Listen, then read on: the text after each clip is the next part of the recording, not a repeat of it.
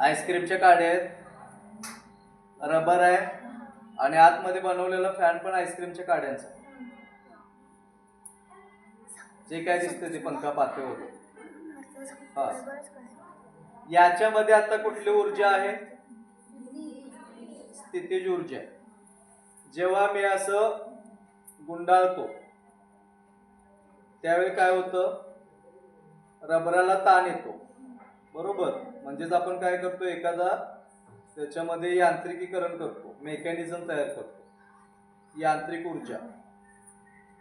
आणि जेव्हा हे आपण पाण्यामध्ये सोडेल त्यावेळी काय होतं? हा रबर सुटला जातो आणि हा फॅन वेगाने फिरतो. वेगाने फिरल्यामुळे ही नाव काय होते? पाण्यातून पुढे प्रवाहित होते, पुढे जाते. नाव आहे.